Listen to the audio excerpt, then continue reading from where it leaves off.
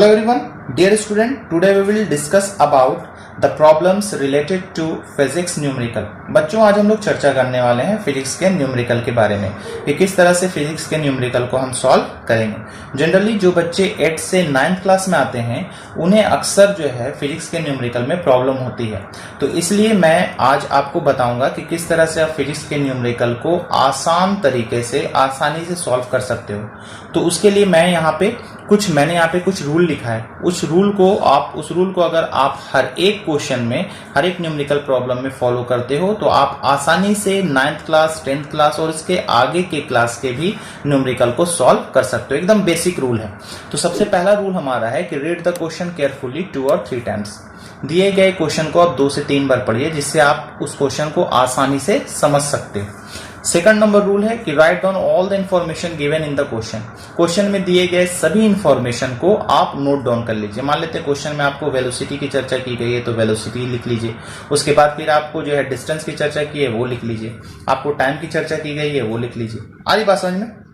उसके बाद क्या करना है, सभी नॉन एसआई यूनिट को, यानी जो भी फिजिकल क्वांटिटी आपको मान लेते हैं वेलोसिटी दिया हुआ है, वो वेलोसिटी दिया हुआ है आपको सेंटीमीटर पर सेकंड में, तो पहले आप उसको एसआई में बदल लीजिए, है ना। मीटर पर सेकंड में, टाइम आपको आर में दिया हुआ है, उसको आप क्या कीजिए, सेकंड में बदल लीजिए। तो सभी नॉन एसआई यूनिट, जितना भी फिजिकल क्वांटिटी है उसका अगर नॉन एसआई यूनिट में है तो उसको कन्वर्ट कीजिए एसआई यूनिट में। अब क्या कीजिए, आप जो दिया गया फिजिकल क्वांटिटी है और जो नहीं दिया गया, यानी कि जिसको फाइंड आउट करना है, यानी कि जो नोन क्वांटिटी और जो अननोन क्वांटिटी है, उसके बीच में आप एक रिलेशन स्टैब्लिश कीजिए। रिलेशन कैसे स्टैब्लिश कीजिएगा, तो फॉर्मूला की मदद से, है ना। इसके लिए मैं आपको एक एग्जांपल बताता हूं। Train travelling at 36 kilometre per hour speeds up to 72 kilometre per hour in 10 second. कोई ट्रेन है जिसके स्पीड 36 किलोमीटर पर आवर से बढ़कर कितनी हो जाती है, 72 किलोमीटर पर आवर हो जाती है। कितना टाइम लगता है स्पीड को बढ़ने में, 10 सेकंड लगता है। तो आपको निकालना है एक्सीलरेशन। तो हमने जो रूल बताया था, बेसिक रूल बताया था न्यूमेरिकल को सॉल्व करने का, उस रूल के तहत हम लोग चलेंगे। तो सबसे पहले हमने क्वेश्चन को समझ लिया कि किसी ट्रेन का स्पीड जो है भाई 36 किलोमीटर पर आवर से 72 किलोमीटर पर आवर हो जाता है 10 सेकंड में, तो निकालना है एक्सीलरेशन। सेकंड रूल ये कह रहा था कि दिए गए इन्फॉर्मेशन को आपको नोट डाउन कर देना है। तो यहाँ पे आपको देखिएगा कि आप फर्स्ट स्पीड जो है वो इनिशियल स्पीड है, क्योंकि स्पीड बाद में बढ़कर 72 किलोमीटर पर आवर हो गया, तो ये आपको इनिशियल स्पीड है और ये आपको क्या है, फाइनल स्पीड है ना। तो इनिशियल स्पीड को हम लोग यू से डिनोट करते हैं, इनिशियल। यहाँ पे स्पीड भी लिख सकते हैं या वेलोसिटी लिख सकते हैं, यहाँ पे दोनों चलेगा। कारण ये है कि जब ट्रेन चल रही है किसी स्पीड से तो किसी न किसी पार्टिकुलर डायरेक्शन में तो चल ही रही, तो कहीं पर वो चीज आपको अंडरस्टूड होता है। तो यहाँ पे यू का वैल्यू कितना हो गया, 36 किलोमीटर पर आवर हो गया। और v जो हमारा है ये क्या दिया हुआ है भाई, फाइनल स्पीड दिया हुआ है ना, फाइनल स्पीड दिया हुआ है या वेलोसिटी बोल सकते हैं हम लोग। यहाँ पे कितना है, 72 किलोमीटर पर आवर दिया हुआ है। क्लियर। उसके बाद टाइम हम लोग को जो दिया हुआ है वो दिया हुआ है 10 सेकेंड। अब रूल नंबर 3 में आते हैं। सभी दिए गए क्वांटिटी को आपको एसआई यूनिट में बदलना है। जो एसआई यूनिट में है उसके लिए तो कोई दिक्कत नहीं, लेकिन जो नॉन एसआई है उसको एसआई में बदलना है। तो यहाँ पे देखिए स्पीड जो आपको दिया हुआ है, दोनों स्पीड नॉन एसआई में दिया हुआ है, क्योंकि स्पीड का एसआई यूनिट जो होता है या वेलोसिटी का जो एसआई यूनिट होता है वो होता है मीटर पर सेकंड, लेकिन यहाँ पे दिया हुआ किलोमीटर पर आवर। तो अब दूसरा काम हमारा ये होगा कि सभी को हम लोग एसआई यूनिट में कन्वर्ट कर लेंगे। तो देखिए किलोमीटर पर आवर को मीटर पर सेकंड बदलने के लिए हम लोग क्या करते हैं, 5/18 से मल्टीप्लाई कर देते हैं।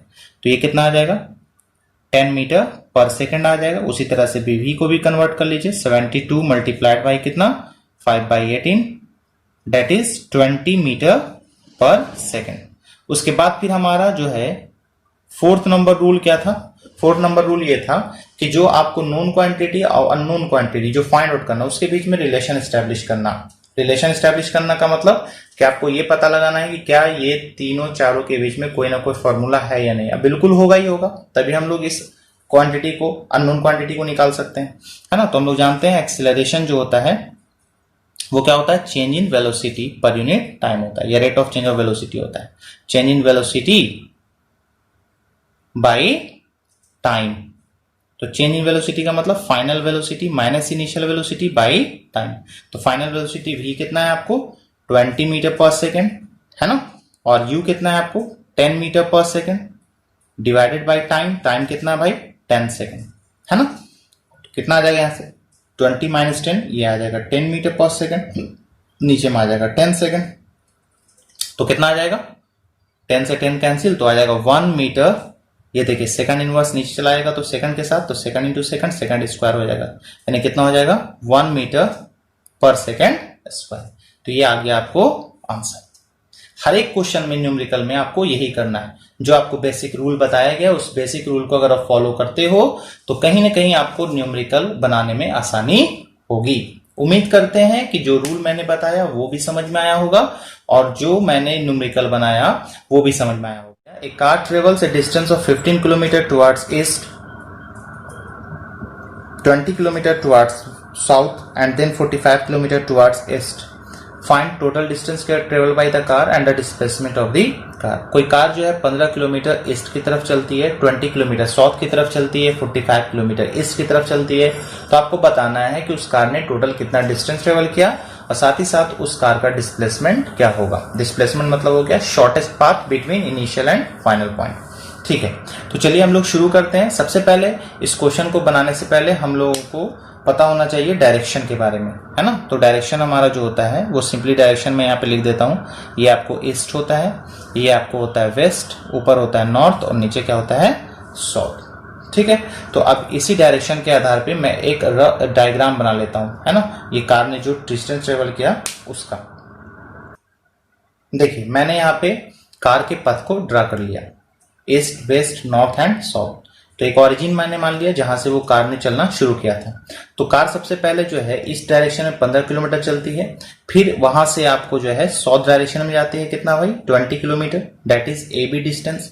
उसके बाद फिर वहां से जो है ईस्ट के डायरेक्शन में मुड़ जाती है 45 किलोमीटर, ये हो गया आपको बीसी 45 किलोमीटर। ठीक, अब हमें निकालना है कि टोटल डिस्टेंस इसने कितना ट्रेवल किया। तो देखिए टोटल डिस्टेंस जो होगा हमारा वो तो सिंपल ये सभी डिस्टेंस जुड़ जाएगा।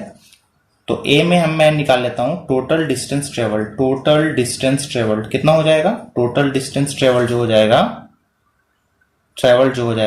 वो हो जाएगा आपको O A plus A B plus B C. सभी डिस्टेंस को आप ऐड कर दीजिए, 15 प्लस 20 प्लस 45 किलोमीटर। तो कितना आ जाएगा, ये आ जाएगा आपको 80 किलोमीटर। तो ये तो आ गया आपको टोटल डिस्टेंस ट्रेवल। उसके बाद आपको निकालना है डिस्प्लेसमेंट। डिस्प्लेसमेंट का मतलब होता है कि शॉर्टेस्ट पाथ। शॉर्टेस्ट पाथ कहां से कहां लेना है आपको, shortest path between initial point and final point. तो देखिए कार ने चलना कहां से शुरू किया था, ओ से चलना शुरू किया था, है ना, और एंड कहां पे हुआ भाई, सी पे एंड हुआ। इसका मतलब ओ से सी के बीच का जो शॉर्टेस्ट पाथ होगा वही इसका डिस्प्लेसमेंट होगा, यहां से यहां तक का शॉर्टेस्ट पाथ। तो मैं यहां से यहां एक लाइन सेगमेंट ड्रा कर देता हूं। देखिए ये मैंने एक लाइन सेगमेंट ड्रा कर दिया। तो ये जो ओसी होगा हमारा, यही क्या होगा, डिस्प्लेसमेंट होगा। डिस्प्लेसमेंट ऑफ कार जो होगा वो किसके बराबर होगा, ओसी के बराबर होगा। Displacement is equal to O C. अब सवाल ये आता है कि इस ओसी डिस्टेंस को हम लोग कैसे फाइंड आउट करेंगे, है ना। तो देखिए ओसी डिस्टेंस को फाइंड आउट करने के लिए हम लोग क्या करते हैं, यहां ओ से ए बी के पैरेलल एक लाइन ड्रा कर लेते हैं और ए बी डिस्टेंस के बराबर। ठीक है, यहां से इस तरीके से, ये देखिए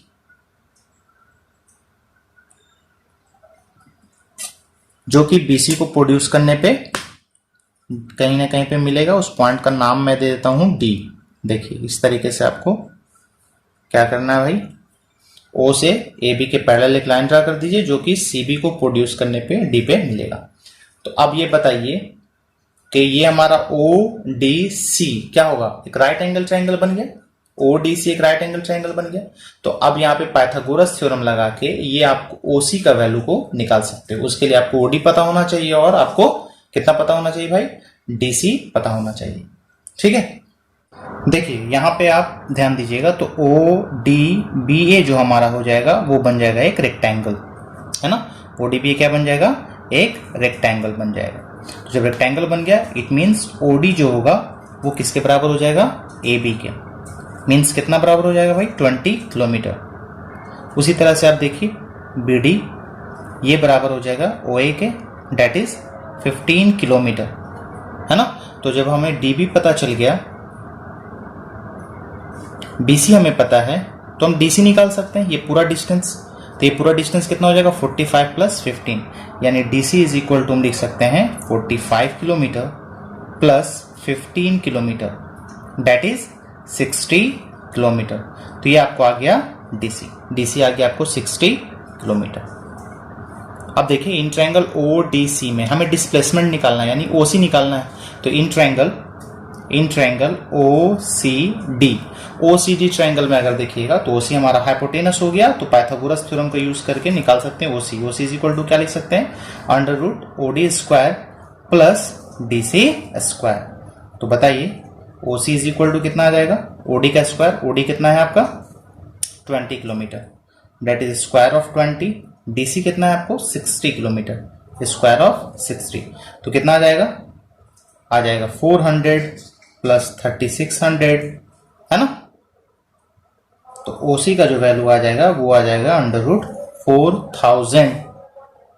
4000 किलोमीटर। उसको आप बाहर निकालिएगा तो ये निकल जाएगा कितना आपको 20√10 किलोमीटर। ये आपका आ गया डिस्प्लेसमेंट। आई बात समझ में। अब हम लोग इसके आगे जो है और भी सारे न्यूमेरिकल की चर्चा करेंगे, जैसे एनसीईआरटी के सारे न्यूमेरिकल फर्स्ट चैप्टर, आपका जो मोशन है उस चैप्टर के सारे न्यूमेरिकल के बारे में चर्चा करेंगे। फिर एनसीईआरटी के अलावा कुछ एडिशनल न्यूमेरिकल को भी हम लोग जो है इस पूरे सेशन में कवर करेंगे। Okay, thank you.